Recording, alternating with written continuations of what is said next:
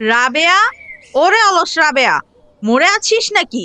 সকাল 10টা বাজে, এখনো গাদা গাদা বাসন পড়ে আছে কেন?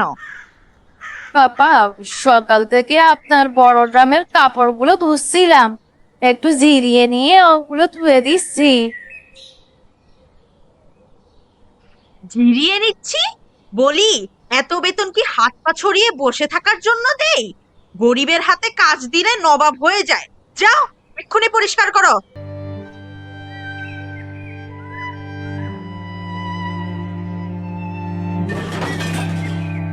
ওরে কপাল আমার, এই এক এক গ্লাস বিদেশ থেকে আনিয়েছি, তোর 1 মাসের বেতন দিয়েও তো এই গ্লাসের দাম হবে না।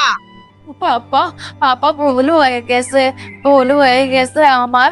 আমার শরীরটা আজ ভালো নেই, তার উপর হাতটা পিছলে গেল। মাফ করে দেন আপা, এইবারের মতো মাফ করে দেন। মাফ? মাফ কি তোর বাপের সম্পত্তি? তোর এই মাসের বেতন থেকে 2000 টাকা জরিমানা। না আপা, এমনটা করবেন না। আমার ছেলেটা নিউমোনিয়া, ওষুধের টাকা জোগাড় করতে পারছি না। দয়া করে টাকাটা কাটবেন না আপা। নাটক করিস না, গরিবদের এটাই ব্যবসা। কাজ নষ্ট করবি আর অসুস্থতার বাহানা দিবি। যা এখান থেকে, দূর হ আমার চোখের সামনে থেকে। এই শুনো, এবার কিন্তু এই কোরবানি ঈদের আগে আমার এই বড় সাইজের ডিপ ফ্রিজটা লাগবেই লাগবে। কিন্তু বাসায় তো একটা বড় ফ্রিজ আছেই, কেন সেটাতে জায়গা হবে না? আরে, ওটাই কি এত জায়গা হয়? আমরা এবার কোরবানিতে সবচেয়ে বড় গরুটা দেব। লোকে যেন দেখে মনি বেগমের ফ্রিজে সারা বছরের মাংস জমা আছে। সম্মান বলে তো একটা কথা আছে নাকি? আরে বা মুনি আপা, অনেক বড় ফ্রিজ তো, এত বড় ফ্রিজ দিয়ে কি করবেন? এই আর কি, কোরবানির পুরো গরুর মাংসটা যেন যত্নে থাকে। বাইরের পচা মাংস তো মুখেই তোলা যায় না। আমাদের আবার সারা বছর মাংস লাগে, বুঝেনি তো।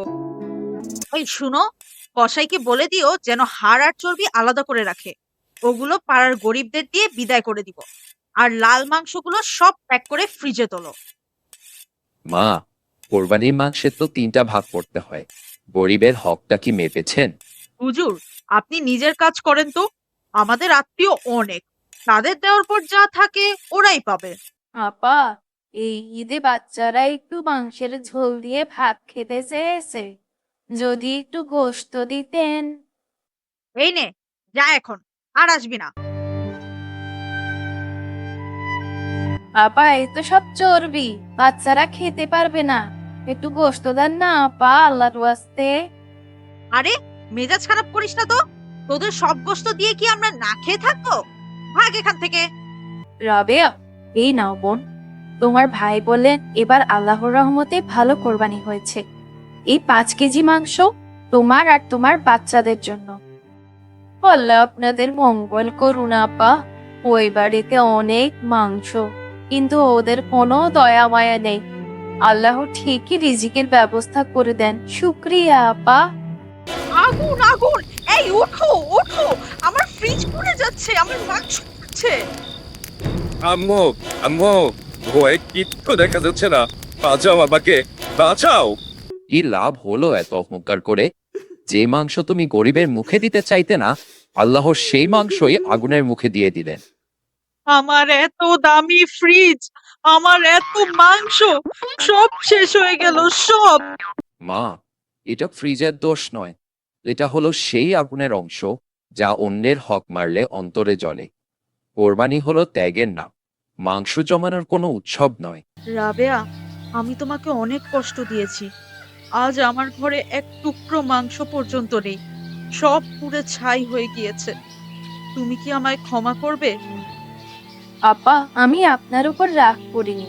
আল্লাহ আপনাকে সঠিক পথ দেখিয়েছেন, এটাই বড় পাওয়া।